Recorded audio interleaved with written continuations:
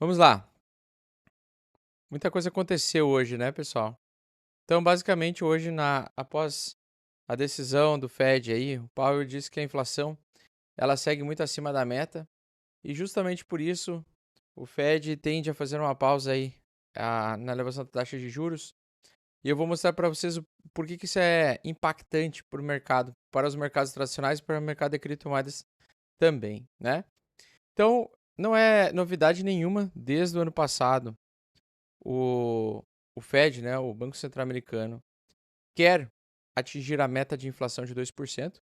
Uma das teses que eu defendo é que a gente só vai ver mercados bullish, mercado em alta, a partir do momento em que a gente ver a inflação americana bater 2% e depois de um período prolongado de redução da taxa de juros. Eu vou explicar por que diminuir a taxa de juros é diferente de zerar a taxa de juros, né?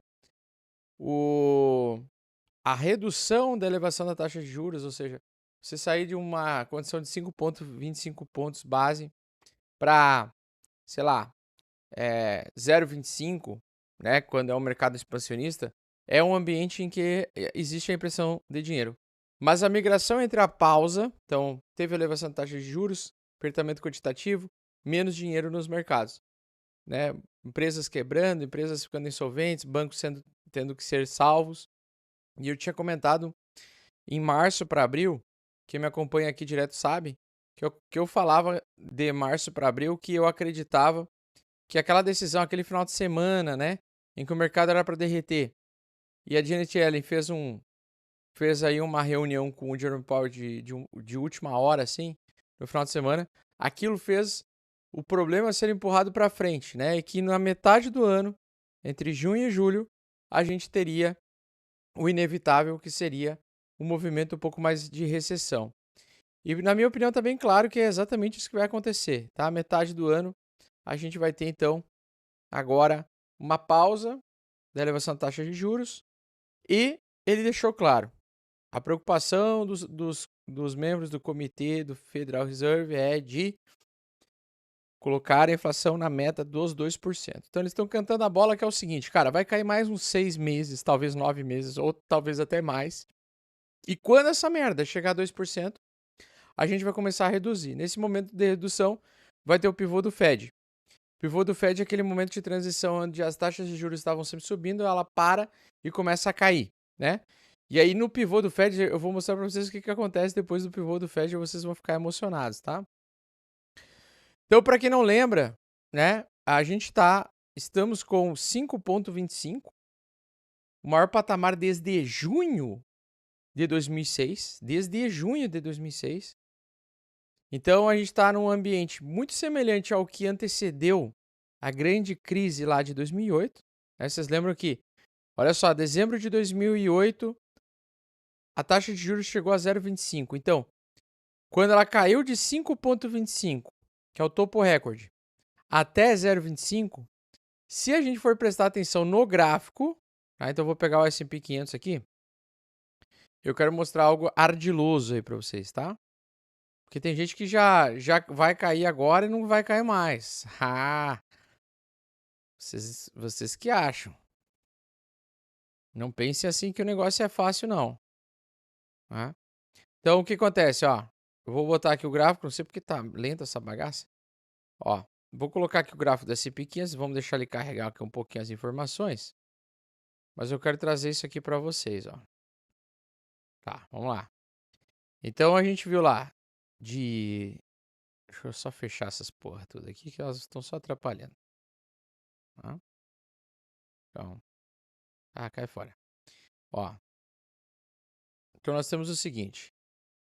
Vamos pegar lá 2008. O que aconteceu depois que o Fed parou de elevar a taxa de juros, tá? Então vocês lembram, né? Junho de 2000. Ó, sempre pensem nessas datas, né? Meses. Junho, julho, dezembro, janeiro. São essas transições de meses em que nós temos geralmente reversões majoritárias de tendência. Então, em junho de 2006, o que aconteceu? Eles fizeram uma pausa na elevação da taxa de juros e começou a acontecer o pivô do Fed. Percebam que logo em seguida a gente viu uma alta no mercado tradicional que durou quase um ano e meio. Quase um ano e meio.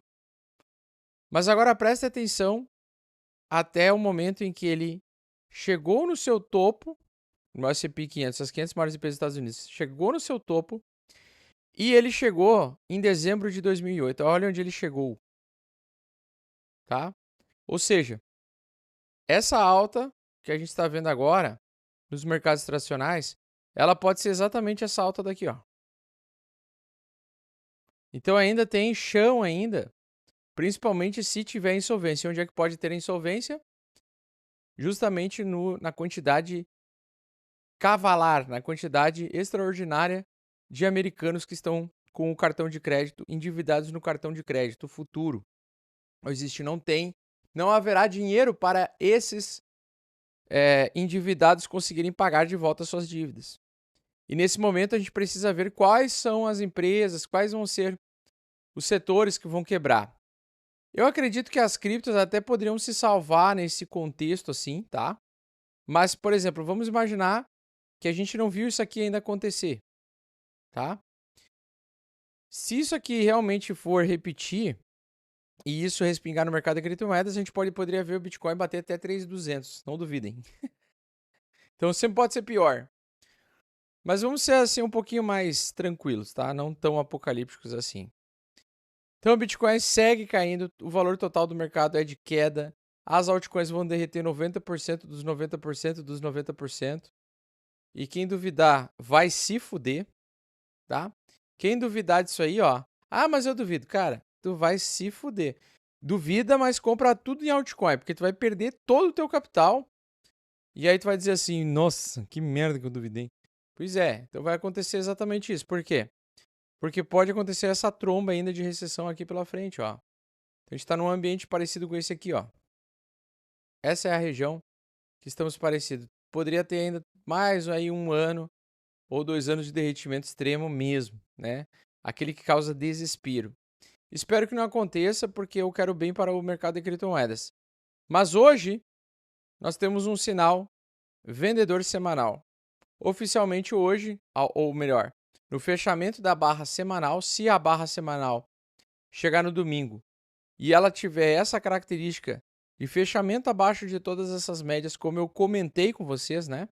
Que como ele rejeitou, eu acreditava que essa semana ia vir forte queda, e ainda pode acontecer essa forte queda ao longo da madrugada, ao longo de amanhã de manhã, enfim. Se e quando surgir a grande queda, onde é que ele vai parar? 21 mil, 22 mil dólares, 21.915 dólares, tá? Então, o Bitcoin rapidamente vai querer voltar para os 22 mil dólares, tá? Ah, mas eu duvido. Então, abre o long aí e eu te desejo sorte, tá? Por quê? Porque esse meu setup aqui, ele tem uma assertividade de 90% quando ele dá esse sinal, tá? Então, quando ele dá esse sinal de venda, ele tem 90% de chance de abrir um position trade de venda, tá? Então, fora o pivô de baixa que eu comentei com o pessoal, fora o pivô de baixa que eu venho comentando com as pessoas, cara, ele já perdeu o suporte majoritário, já perdeu todas as médias, a tendência é de baixa, aceita que dói menos. Aceita que dói menos, bem menos, inclusive.